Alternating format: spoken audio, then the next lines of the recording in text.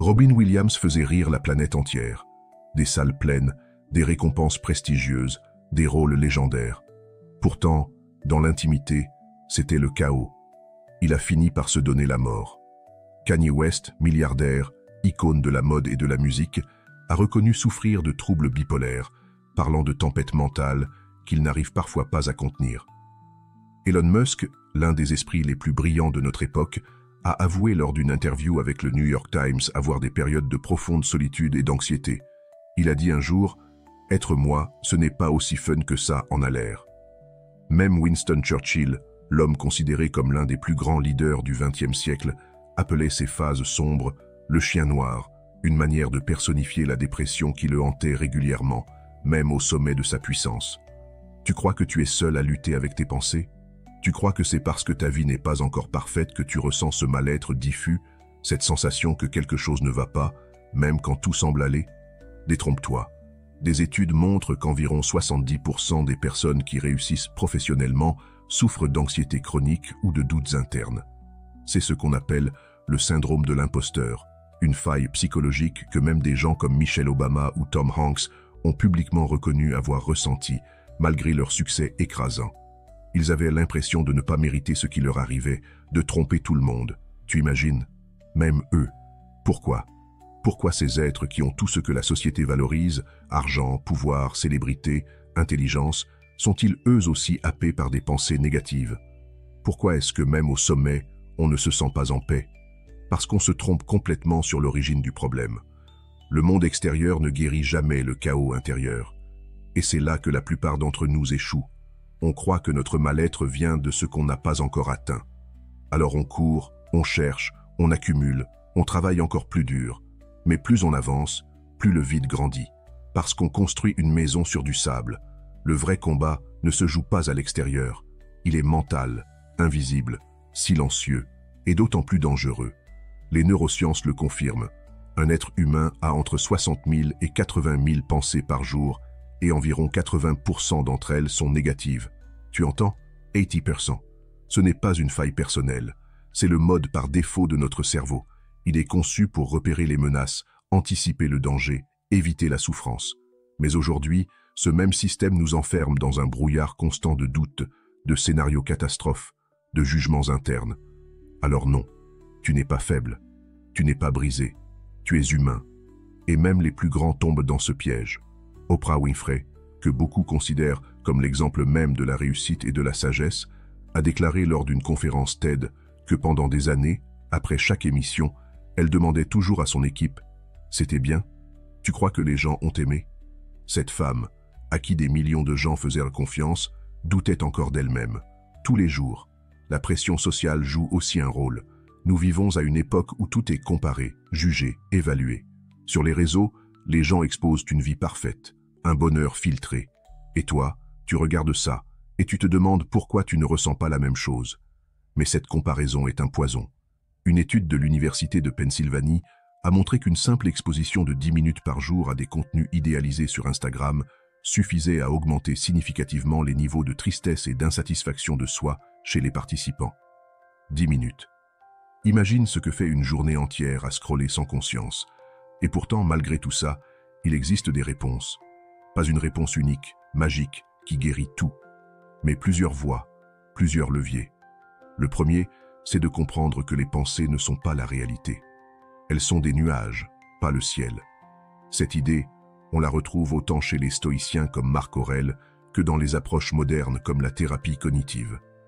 Marc Aurèle écrivait « Si tu es affligé par quelque chose d'externe, la douleur ne vient pas de la chose elle-même, mais de ton jugement à son sujet, et tu as le pouvoir de le changer. » Il y a 2000 ans, il avait déjà compris ce que les psychologues modernes viennent à peine de redécouvrir.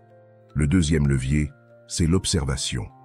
Être conscient de la nature de ses pensées, les nommer, les regarder passer sans s'identifier à elles.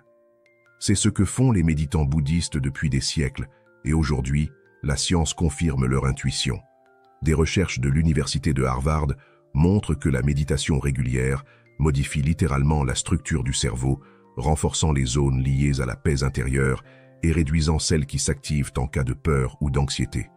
Enfin, le troisième levier, peut-être le plus puissant, c'est l'acceptation, non pas la résignation, mais la capacité à dire « Ok, j'ai ces pensées, je ne suis pas mes pensées, et je peux avancer quand même ».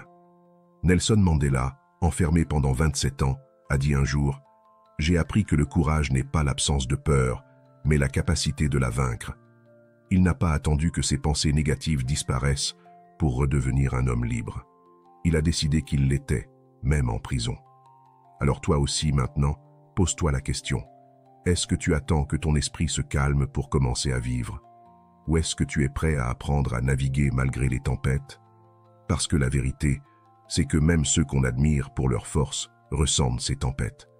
Ce qui fait la différence, ce n'est pas leur immunité à la douleur, c'est leur capacité à la traverser avec lucidité, avec des outils, avec une discipline mentale que tu peux toi aussi cultiver.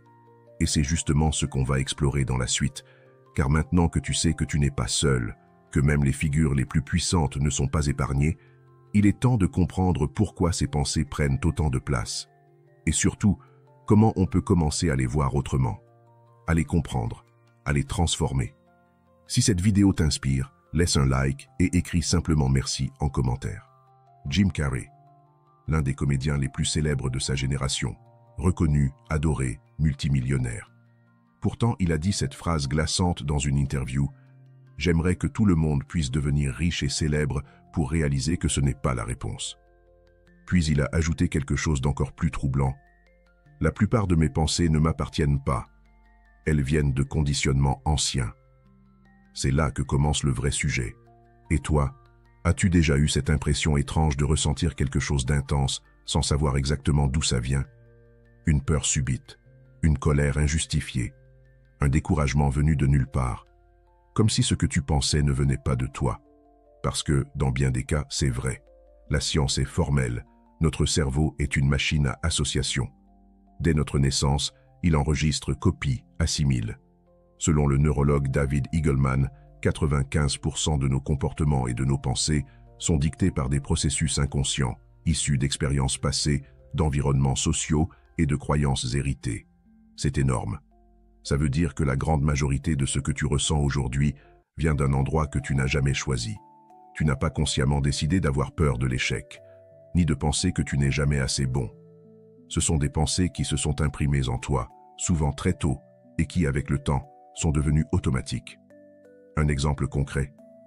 Les travaux du Dr Bruce Lipton, biologiste cellulaire, montrent que les premières années de notre vie, de 0 à 7 ans, sont des phases de programmation intense où notre cerveau fonctionne en ondes θ, c'est-à-dire dans un état d'hypnose. À ce moment-là, tout ce qu'on voit, entend ou perçoit est absorbé sans filtre. Si, enfant, on t'a dit que tu étais nul, que tu dérangeais, ou qu'il fallait être parfait pour mériter de l'amour, ces phrases-là sont devenues des lois internes. Et plus tard, à chaque fois que tu entres dans une situation stressante, ces lois se réactivent, sans même que tu t'en rendes compte. Mais ce n'est pas tout. Les pensées que tu crois être les tiennes sont souvent le reflet de la société dans laquelle tu vis. Des chercheurs de Stanford ont analysé l'impact des médias sur la perception de soi. Ils ont découvert que l'exposition répétée à des messages négatifs, comme la peur, la violence ou la critique sociale, crée un biais cognitif dans le cerveau. Tu commences à voir le monde à travers un filtre noir, même si rien dans ta vie immédiate ne le justifie. Et ce filtre colore tout. Tu ne le vois pas, mais tu le ressens. Prenons un autre exemple frappant, le fameux effet miroir des réseaux sociaux. En 2021, Facebook, désormais Meta, a été contraint de publier une étude interne révélant que Instagram rendait les adolescentes plus mal dans leur peau dans 32% des cas. Pas à cause de contenu choquant, juste à cause de la comparaison. Des images de vie parfaite, de corps retouchés, de succès affichés en boucle. Tu vois ça et tu te compares. Tu perds confiance. Tu te dis que tu es en retard, que tu n'y arriveras jamais. Tu crois que c'est une pensée sincère, une intuition. En vérité, c'est une contamination mentale. Et le pire, c'est que ces pensées s'auto-renforcent. Plus tu y crois, plus tu leur donnes du pouvoir. C'est ce que les psychologues appellent la prophétie autoréalisatrice. Si tu crois que tu n'es pas capable, tu te comportes comme quelqu'un qui ne l'est pas, et donc tu confirmes ta croyance. Le cercle est bouclé. Tu t'auto-sabotes, sans même t'en rendre compte. Alors, que faire? Faut-il fuir ces pensées? Non, ce serait inutile. Parce que tant que tu ne vois pas leur origine, elles reviendront sous une autre forme. Il faut apprendre à les observer, à les déconstruire et à les remplacer. C'est là qu'entre en scène le stoïcisme. Les stoïciens avaient compris, bien avant la psychologie moderne, que la majorité de nos tourments ne vient pas des événements eux-mêmes, mais de l'interprétation que nous en faisons. Sénèque disait « Nous souffrons plus dans notre imagination que dans la réalité ». Il ne parlait pas ici d'optimisme naïf, mais de responsabilité mentale. Tu ne peux pas choisir ta première pensée, mais tu peux choisir ce que tu en fais.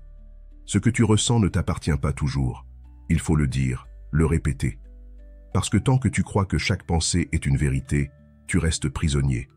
Mais dès que tu vois qu'une pensée peut être un réflexe appris, une influence sociale ou un écho du passé, tu reprends le pouvoir.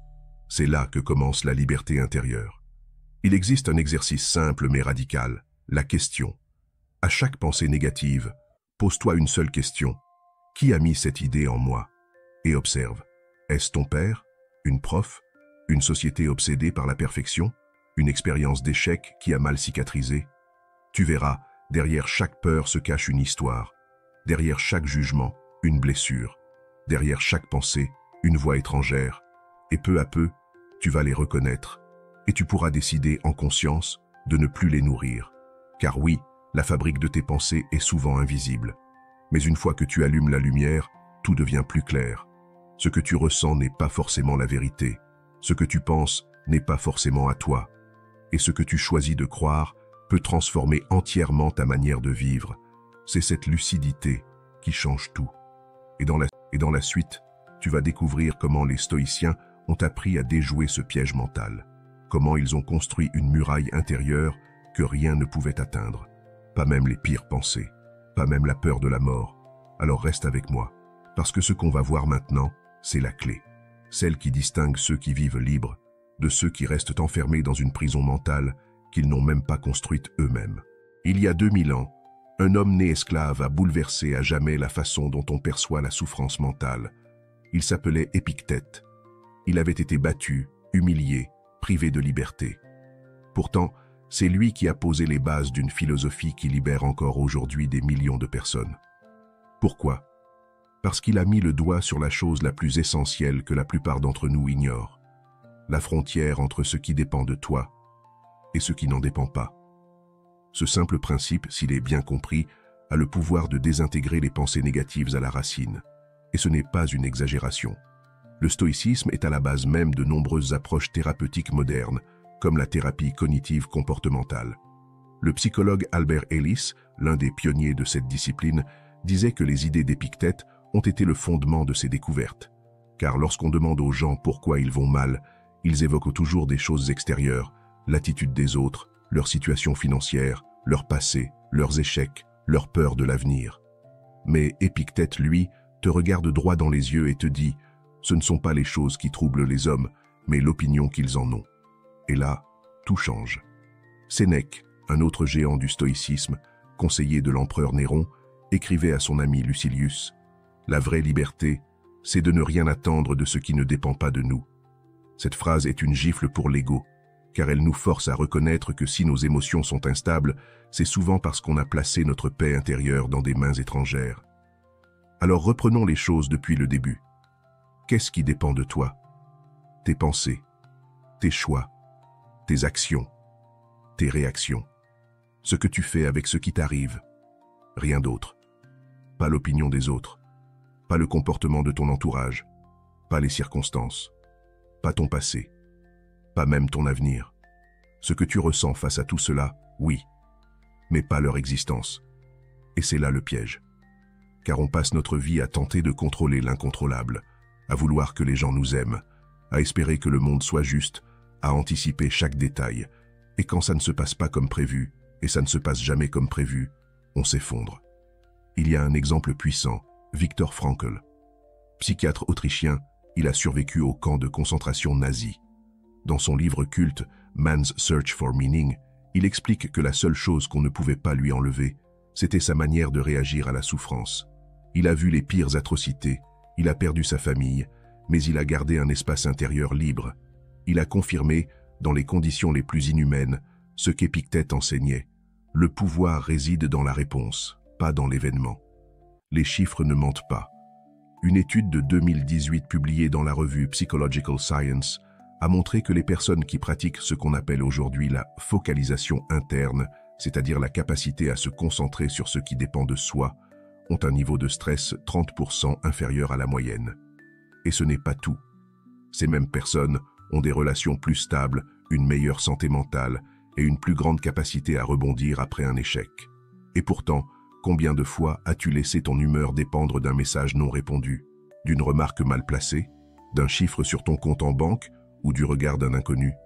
Tu vois, on donne notre pouvoir comme ça, sans même s'en rendre compte. Et chaque fois qu'on le fait, on s'éloigne de nous-mêmes.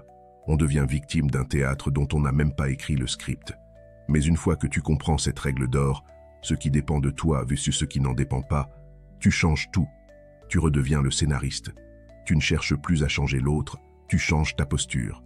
Tu ne contrôles plus les événements, tu contrôles ton interprétation. C'est ce que les stoïciens appellent la dichotomie du contrôle. Une expression un peu austère, mais qui cache une vérité libératrice.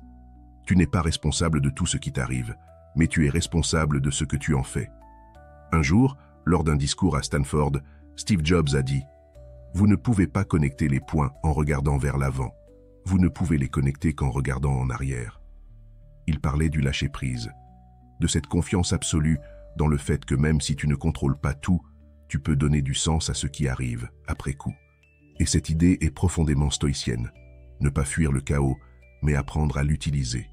Alors aujourd'hui, demande-toi, dans ce que je vis, qu'est-ce qui dépend vraiment de moi? Et si la réponse est rien, alors lâche. Lâche et recentre-toi sur ce que tu peux faire, dire, penser. Ce simple acte est une révolution intérieure. Et la vérité, c'est que personne ne t'a appris ça. À l'école, on t'a appris à mémoriser, à obéir, à viser la réussite. Pas à discerner, pas à filtrer ce que tu peux changer et ce que tu dois accepter. Mais il n'est jamais trop tard. Car une fois que tu maîtrises cette distinction, les pensées négatives perdent de leur poison. Elles continuent d'exister, mais elles n'ont plus le même pouvoir. Tu les regardes passer comme des nuages, en te concentrant sur ce que tu peux influencer. Ta respiration, ta manière de parler, ta posture, ton intention. Et tout change, même quand rien ne change autour de toi. Dans la prochaine partie, tu vas voir comment les stoïciens allaient encore plus loin. Comment ils utilisèrent la douleur comme carburant. Comment ils transforment le feu en force. Parce que la négativité ne disparaît pas d'elle-même, mais elle peut être transformée. Tu es prêt pour ça? Tu le sens déjà, non? Alors reste attentif. Ce qu'on va aborder maintenant peut totalement réécrire ta relation à la souffrance. Michael Jordan a été exclu de l'équipe de basket de son lycée. Il a pleuré dans sa chambre ce soir-là, mais il s'est levé le lendemain et il s'est entraîné plus fort que jamais. Nelson Mandela a passé 27 ans en prison, et c'est en prison qu'il a forgé la paix intérieure nécessaire pour unir une nation fracturée. Frida Kahlo, alitée pendant des mois à cause d'un accident qui lui a brisé la colonne, a transformé la douleur de son corps en œuvre d'art. Ces figures ont un point commun. Elles n'ont pas fui la douleur, elles l'ont utilisée. Les stoïciens aussi. Et ce n'étaient pas des philosophes assis confortablement dans une bibliothèque. Épictète était un esclave battu. Sénèque a été exilé injustement et condamné à mort. Marc Aurèle, empereur de Rome, écrivait ses pensées dans un camp militaire pendant une épidémie. Ils étaient entourés de chaos, de pertes, d'injustice. Et pourtant, ils ont choisi de ne pas subir. Ils ont utilisé la douleur comme matière première. Ils appelèrent cela la discipline de l'assentiment. Ne jamais laisser la souffrance se transformer en haine, en plainte ou en fuite. Tu as peut-être vécu des choses qui t'ont brisé, des ruptures, des trahisons, des échecs, des deuils. Et tu t'es peut-être dit que tu étais trop fragile, que tu n'étais pas assez fort pour continuer. Mais si tu regardes bien, la douleur ne t'a pas détruit. Elle t'a révélé. Elle a cassé ce qui était superficiel. Et si tu es encore là, c'est que tu as déjà cette force en toi. La souffrance n'est pas une erreur. C'est un feu. Et ce feu peut te forger.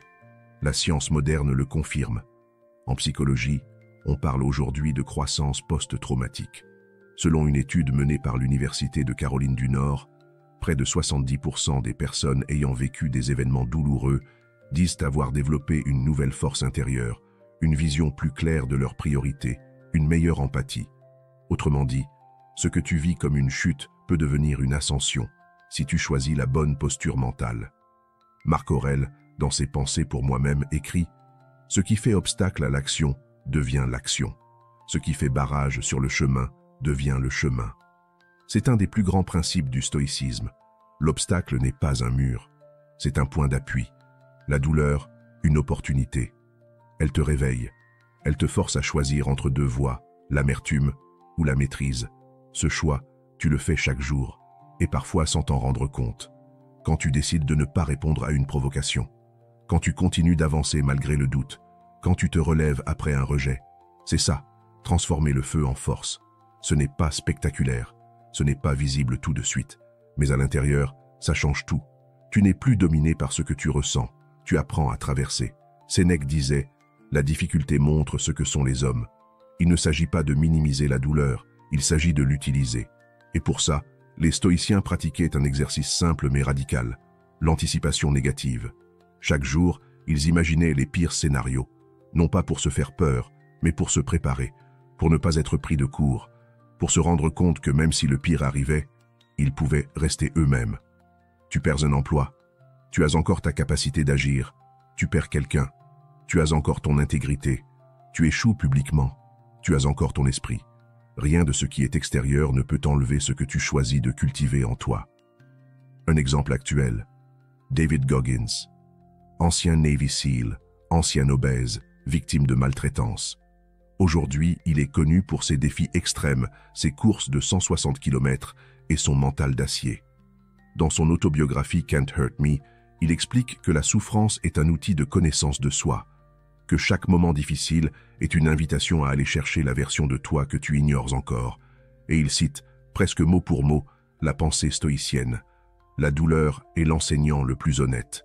Et toi, que fais-tu de ta douleur? Est-ce qu'elle te définit ou est-ce qu'elle te construit? Il y a une puissance immense qui dort en toi, mais elle ne se révèle que dans les moments d'intensité. Et ce n'est pas un hasard. Le stoïcisme t'apprend que la douleur n'est pas un signal d'arrêt. C'est un signal de transformation.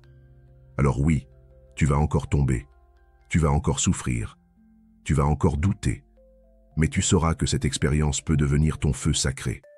Pas un feu qui brûle, un feu qui éclaire, qui t'épure, qui t'élève. Car plus tu es capable d'embrasser ce feu, plus tu deviens invincible. Dans la prochaine partie, tu découvriras comment canaliser cette puissance au quotidien. Comment utiliser des outils concrets, simples, mais d'une efficacité redoutable, pour apaiser ton esprit et structurer ta pensée. Car la force intérieure ne naît pas dans les grands discours. Elle se cultive, un jour après l'autre, par des rituels précis. Tu connais peut-être cette sensation. Il est minuit, tu devrais dormir, mais ton esprit tourne en boucle. Une discussion du matin, une erreur d'hier, un scénario futur qui n'existe même pas encore. Et tu t'en veux de penser autant. Tu veux arrêter. Mais plus tu luttes, plus ça s'intensifie. C'est comme si ton cerveau refusait de se taire. C'est là qu'intervient l'un des outils les plus puissants du stoïcisme, l'écriture. Pas n'importe laquelle, pas du journaling à la mode, mais une discipline mentale, rigoureuse, incarnée par Marc Aurèle, l'homme le plus puissant de son époque, qui écrivait chaque matin et chaque soir pour ne pas sombrer dans ses pensées. On connaît ces textes sous le nom de Pensées pour moi-même. Ce n'était pas un livre, c'était un journal privé, un exutoire, un sanctuaire mental. Il y notait ses doutes, ses colères, ses résolutions. Il s'écrivait à lui-même comme on parle à un ami en détresse. Et ces mots, 2000 ans plus tard, résonnent encore avec une justesse bouleversante. Parce que c'est exactement ça, écrire pour désamorcer, pour ralentir le flot, pour poser une barrière entre ce qu'on ressent et ce qu'on choisit de nourrir. Les neurosciences confirment ce que Marc Aurèle savait déjà. Une étude menée par le docteur Matthew Lieberman à l'Université de Californie a démontré que le simple fait de nommer une émotion à l'écrit réduit l'activité de l'amygdale, la zone du cerveau associée à la peur et au stress. En d'autres termes, écrire une pensée négative permet de lui retirer son venin. Ce n'est plus une tempête incontrôlable, c'est une phrase, un objet mental que tu peux observer, reformuler, transformer. Mais il y a plus fort encore, car le journal stoïcien ne sert pas seulement à vider l'esprit, il sert à le restructurer. Sénèque, dans ses lettres à Lucilius, raconte qu'il relisait sa journée chaque soir, non pour se juger mais pour apprendre.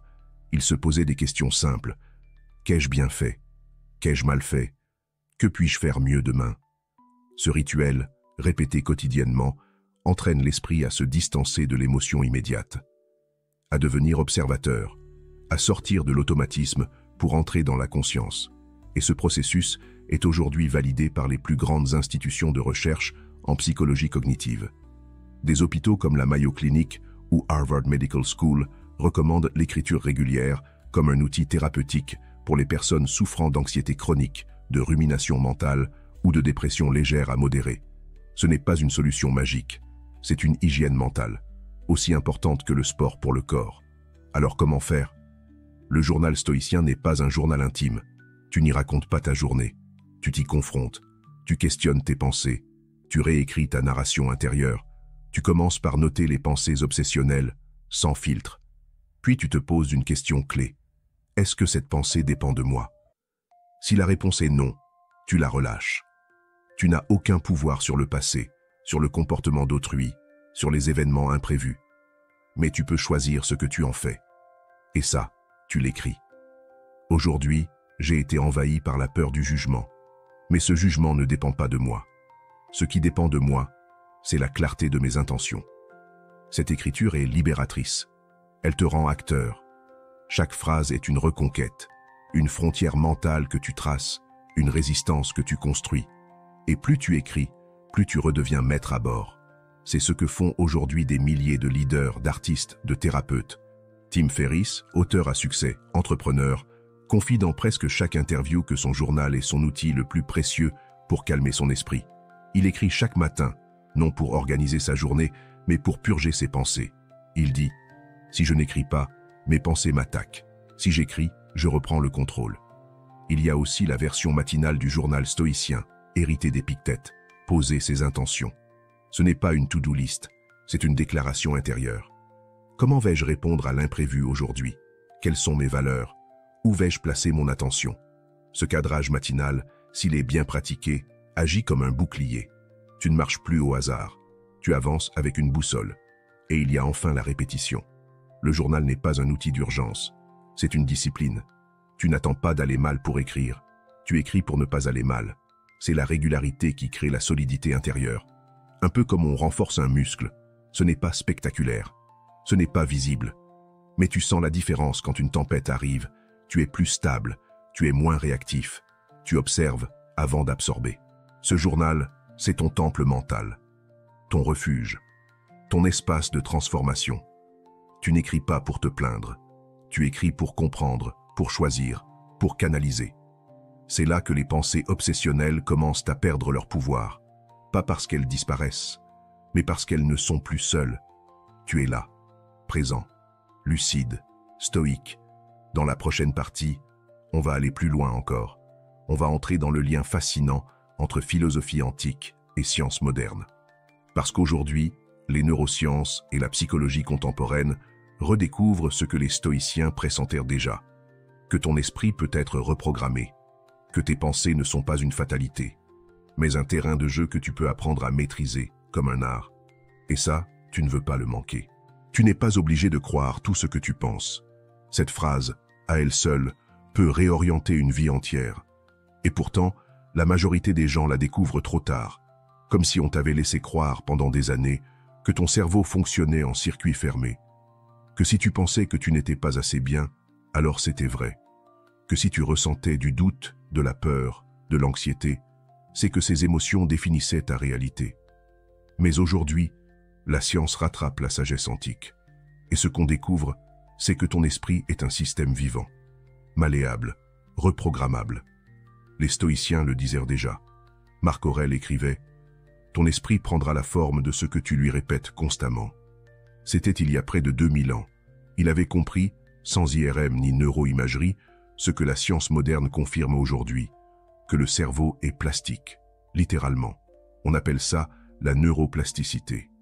C'est la capacité du cerveau à se modifier, à créer de nouveaux circuits neuronaux, à désapprendre des anciens schémas et à en intégrer de nouveaux. En d'autres termes, tu n'es pas condamné à penser comme tu as toujours pensé. Tu peux reconfigurer ton esprit comme on recâble une machine. La Caroline Leaf, neuroscientifique cognitive, a passé plus de 30 ans à étudier les effets des pensées sur le cerveau. Ses recherches démontrent que chaque pensée crée une trace biologique visible. Une pensée négative répétée crée une voie neuronale stable. Mais une pensée volontairement modifiée, réécrite, reprogrammée consciemment, crée une nouvelle route mentale. Et au bout de quelques semaines de pratique, c'est cette nouvelle route qui devient la norme. On estime aujourd'hui qu'il faut environ 63 jours de répétition mentale pour transformer en profondeur une pensée limitante. Pas juste la camoufler, mais la réécrire biologiquement. Les stoïciens utilisaient un autre mot pour cela, l'assentiment. Chez Épictète, donner son assentiment, c'est approuver ou non une pensée dès qu'elle émerge, c'est-à-dire choisir si tu vas lui donner du crédit ou la laisser passer comme un nuage. Et c'est précisément ce que les thérapeutes d'aujourd'hui enseignent dans les thérapies cognitivo-comportementales. La méthode ABC de la psychologie moderne, Activating Event, Belief, Consequence, est un miroir presque parfait de ce qu'Épictète enseignait. Ce n'est pas l'événement qui crée la souffrance, mais la croyance que tu y attaches. Change cette croyance et tu changes la conséquence émotionnelle. Mais pour reprogrammer ton esprit, il ne suffit pas de comprendre, il faut pratiquer, tous les jours. Comme on entraîne un muscle. Tu peux commencer par identifier une pensée négative récurrente. Par exemple, je ne suis pas capable de réussir ce projet. Puis tu la confrontes, tu la désosses.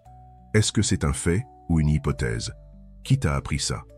Quel événement l'a imprimé en toi? Ensuite, tu choisis une reformulation plus alignée, mais surtout plus utile. Pas un mensonge déguisé, une version plus puissante de la réalité. Je ne sais pas encore comment réussir ce projet, mais j'apprends vite. Et tu répètes cette nouvelle pensée, écrit, à voix haute, intérieurement. Tu la répètes jusqu'à ce qu'elle s'imprime. Joe Dispenza, docteur en neurosciences et auteur de Breaking the Habit of Being Yourself, a mené plusieurs études cliniques sur la transformation mentale. Il montre que des pratiques quotidiennes comme la visualisation, la méditation et l'affirmation consciente peuvent déclencher de véritables reconfigurations neurologiques. Il a mesuré chez ses patients une réduction des marqueurs biologiques de stress et une augmentation de la cohérence cérébrale, simplement en changeant la structure de leurs pensées sur plusieurs semaines. En clair, ton cerveau n'est pas ton ennemi. Il attend que tu lui montres un autre chemin. Mais attention, ce processus demande de l'intention, pas du fantasme. Il ne suffit pas de se dire « je suis positif » pour effacer 10 ans de conditionnement. Il faut aller dans le dur. Il faut observer, écrire, répéter, encore et encore. Et surtout, il faut accepter que l'ancien toi résiste, que les vieilles pensées reviendront. Mais cette fois, tu ne les combattras pas. Tu les verras comme ce qu'elles sont, d'anciennes versions de toi qui cherchent juste à survivre, et tu n'as plus besoin d'elles. Sénèque disait « Ce n'est pas parce que les choses sont difficiles que nous n'osons pas. C'est parce que nous n'osons pas qu'elles sont difficiles. » Cette phrase n'est pas une citation de motivation. C'est un diagnostic. Tu n'es pas ton doute. Tu n'es pas ton échec. Tu es la conscience qui peut réécrire le scénario. Et cette réécriture commence par un mot, une intention, une pensée. Reprogrammée, volontaire, souveraine. Dans la prochaine et dernière partie, tu verras à quoi ressemble une vie quand on vit de cette manière. Quand les pensées ne sont plus des chaînes, mais des choix. Quand la liberté intérieure devient ta réalité quotidienne. Et tu découvriras pourquoi, après ce cheminement, tu ne pourras plus jamais revenir en arrière. Parce qu'une fois que tu as vu la mécanique, une fois que tu as appris à t'en libérer, il devient impossible d'oublier. Tu n'es plus la victime silencieuse de ton esprit. Tu deviens enfin l'auteur. Il y a un moment très précis où quelque chose bascule. Ce n'est pas toujours spectaculaire. Ce n'est pas forcément une illumination soudaine. C'est souvent un déclic silencieux. Tu te réveilles un matin et tu ne vois plus le monde avec les mêmes yeux. Ce qui te faisait peur t'apparaît comme insignifiant. Ce qui t'obsédait perd de son pouvoir. Tu ressens moins le besoin de tout contrôler, moins l'envie de plaire. Et surtout, un calme nouveau s'installe. Pas un calme naïf, mais une stabilité profonde. Tu as changé. Et ce changement, personne ne peut te l'enlever. C'est ce qui arrive quand tu cesses de croire que chaque pensée est une vérité. Quand tu différencies enfin ce qui dépend de toi de ce qui n'en dépend pas. Quand tu acceptes la douleur comme une matière à sculpter, pas comme une condamnation. Quand tu écris chaque jour pour structurer ton esprit. Quand tu reprogrammes, volontairement, ce cerveau qui pendant des années a fonctionné en mode automatique. À ce moment-là, tu ne deviens pas une autre personne. Tu redeviens toi-même, la version de toi qui a toujours été là, sous les couches de peur, de conditionnement, de faux récits. Et cette version-là n'a plus besoin de validation. Elle ne cherche plus à être aimée au prix de sa paix intérieure. Elle ne confond plus la réussite extérieure avec la vraie liberté. Elle sait qu'il est inutile de vouloir tout prédire. Parce qu'elle a compris que l'essentiel ne se joue pas à l'extérieur, que la vraie bataille, c'est celle qu'on mène contre ses propres illusions. Regarde bien autour de toi. Le monde ne changera pas pour s'adapter à ton confort mental. Les mauvaises nouvelles continueront. Les gens toxiques existeront toujours. Les imprévus, les trahisons, les retards, les rejets. Rien de tout ça ne disparaît. Mais toi, tu changes. Et quand toi tu changes, tout change. Tu vois autrement, tu réagis autrement. Et surtout, tu souffres différemment. Pas parce que tu es devenu insensible, mais parce que tu es devenu lucide. Cette lucidité, c'est ce que les stoïciens appelaient la liberté intérieure. Un état où tu es en paix, même dans le tumulte, où tu n'attends plus que tout aille bien pour aller bien, où tu peux vivre pleinement, sans t'accrocher, être présent, sans être prisonnier. Et ce n'est pas une utopie, c'est une pratique, c'est un chemin que tu as déjà commencé à parcourir en écoutant tout ce que tu viens d'entendre. Chaque phrase, chaque concept, chaque exercice que tu as intégré est déjà en train de tracer une nouvelle voie dans ton esprit. Et ce n'est pas qu'intellectuel, c'est visible. Tu commenceras à remarquer que certaines choses ne t'affectent plus, que certaines colères s'évaporent plus vite, que tu ne réagis plus mécaniquement, que tu fais des choix plus calmes, plus conscients. Tu auras peut-être encore des pensées négatives, mais elles ne feront plus la loi. Elles seront là, mais tu ne les croiras plus aveuglément. Tu les regarderas, tu souriras peut-être, et tu avanceras. C'est ça, être libre. Pas l'absence de chaos, mais la capacité à rester centré dans le chaos. Et cette capacité, tu ne la perds jamais. Une fois qu'elle est en toi, elle devient un ancrage. Et tu verras qu'elle inspire aussi les autres. Parce que l'énergie d'un être aligné est contagieuse. Tu n'auras pas besoin de convaincre. Tu n'auras pas besoin de te justifier. Ta tranquillité sera ta plus grande preuve, ta stabilité, ton autorité. Et si un jour tu retombes, parce que oui, tu retomberas, comme nous tous, tu sauras comment te relever. Tu auras les outils. Tu sauras que tu n'es pas ce que tu ressens. Tu es ce que tu choisis de faire avec ce que tu ressens. Et rien que ça, c'est une révolution. Alors maintenant, respire. Prends une seconde et réalise le chemin parcouru. Ce n'est pas juste une suite d'idées, c'est une nouvelle manière d'habiter ta propre vie. Tu n'as pas besoin d'un autre monde, tu as besoin d'un autre regard. Et ce regard, tu es en train de l'activer. Ce que tu fais à partir de maintenant t'appartient. Tu peux laisser cette transformation mourir ici. Ou tu peux la nourrir, l'amplifier, la partager. Parce que d'autres autour de toi vivent exactement ce que tu vivais, prisonniers de leur mental, en guerre contre leurs propres pensées. Et toi, tu viens de voir qu'il y a une sortie, que ce n'est pas une fatalité, que la paix intérieure, ce n'est pas un mythe, c'est une compétence, et que cette compétence change tout. Tu ne seras plus jamais la même personne, parce qu'une fois que tu vois clair, tu ne peux plus faire semblant. Tu peux avoir peur, encore, douter, encore, tomber, encore. Mais désormais, tu sauras. Tu sauras que le vrai pouvoir, c'est celui de choisir ta réponse. Et ce pouvoir-là, personne ne peut te l'enlever.